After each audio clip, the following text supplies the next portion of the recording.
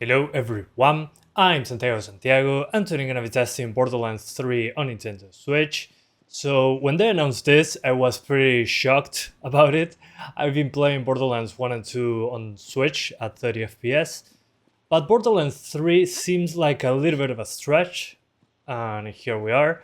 You're going to notice that my frame rate is unlocked. Well, these beasts by default in visuals keep the frame rate unlocked, so you can cap it to 30, which probably if you're not doing an overclock you want to keep it like that, with a dynamic resolution targeting 30 FPS.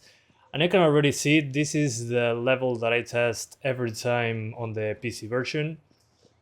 It's pared back quite significantly in the amount of objects, in the foliage, in the reflections, which are non-existent.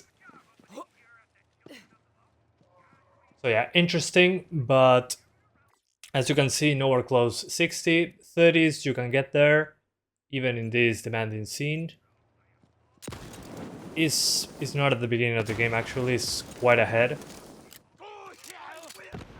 But as you can see, the dynamic resolution does its job. Some drops into the mid-20s sometimes. Again, this is an area that, on PC at least, had a lot of drops. And I'm using effect-heavy stuff. So my advice for this one here is to lock the frame rate to 30 in the options menu.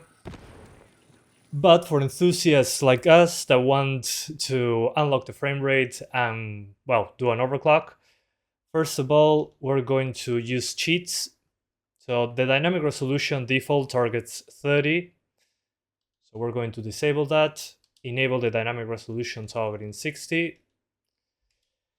Then we're going to sys CLK and we're going to apply this overclock. And let's see. Alright.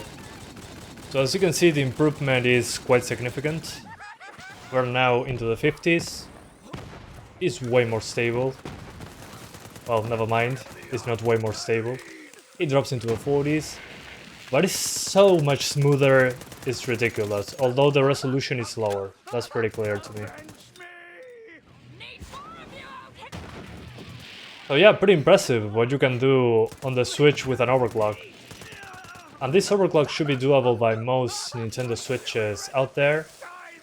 We seem to be CPU and GPU limited, so both of them. But with the dynamic resolution, you can get there. So I'm not using the portable mode resolution, just because of the fact that this game is clearly CPU limited. If you look at the GPU usage, yeah, it goes pretty high. But sometimes when it drops into the 40s, the GPU is not maxed out, which tells me that it's probably a CPU limitation, because the GPU usage drops, so the CPU is the bottleneck, which is usually the case. So again, pretty impressed with this, although it takes forever to load the game for the first time. So take a few minutes when you load the game. But in comparison to the PC version that I've been playing since day one, of course this one is visually behind. The hell with this enemy.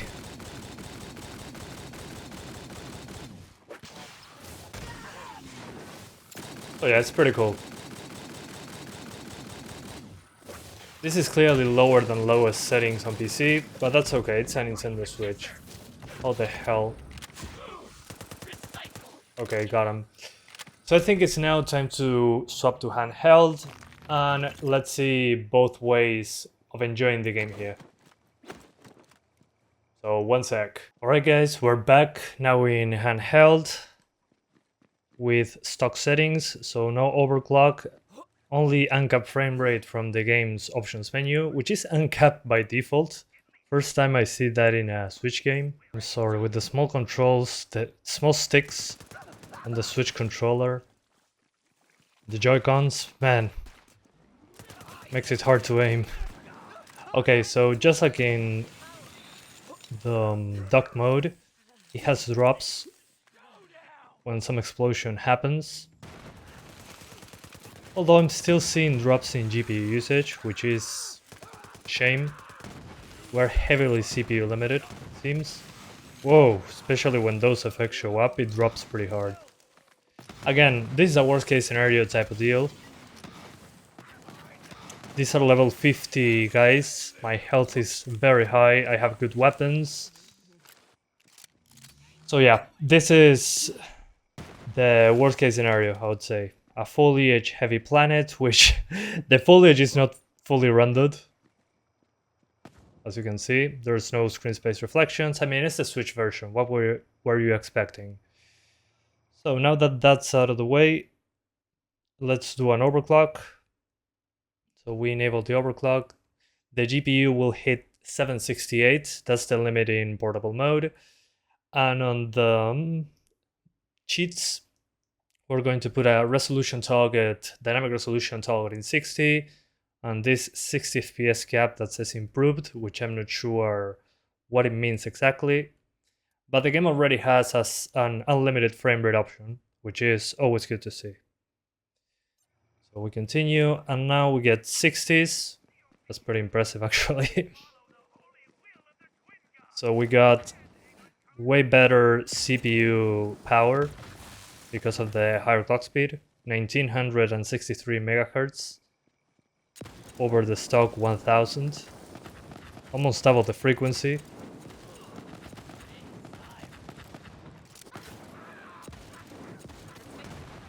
In my opinion, that's pretty impressive.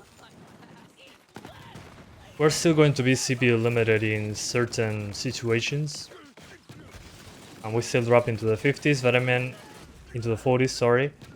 But I mean, just the fact that we can have unlocked frame rates in the game itself, in the options menu, blows my mind. Good job with that, developers. Giving us the option. But again, it drops into the mid-40s in the worst case scenario. So, when no 1000% perfect, it's pretty damn good. Especially with motion controls. Now it's spawned into one of the first areas of the game.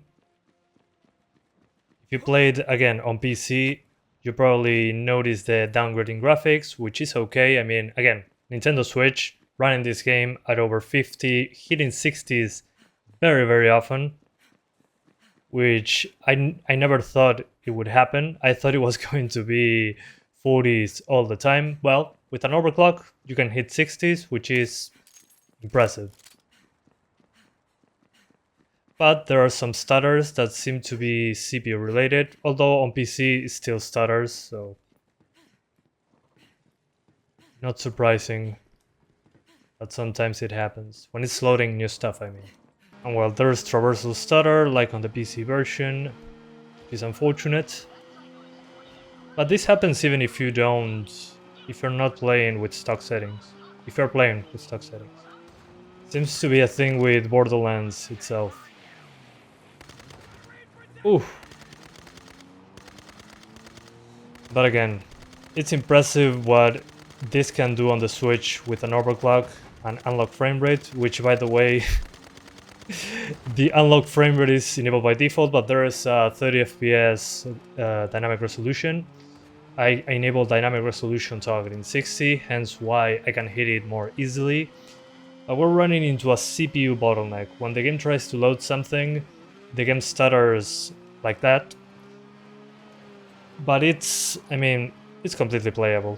I 1000 times prefer to play like this than at locked 30 FPS. A million years.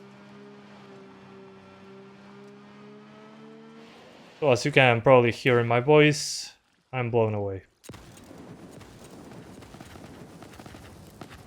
And I'm using guns that have a lot of effects on screen on purpose, obviously.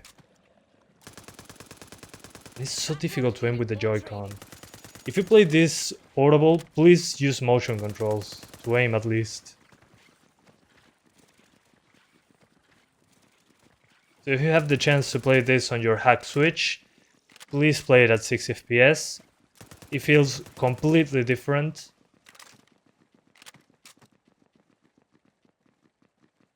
So yeah, that's it for now. Thank you so much for watching this video, and I'll see ya next time.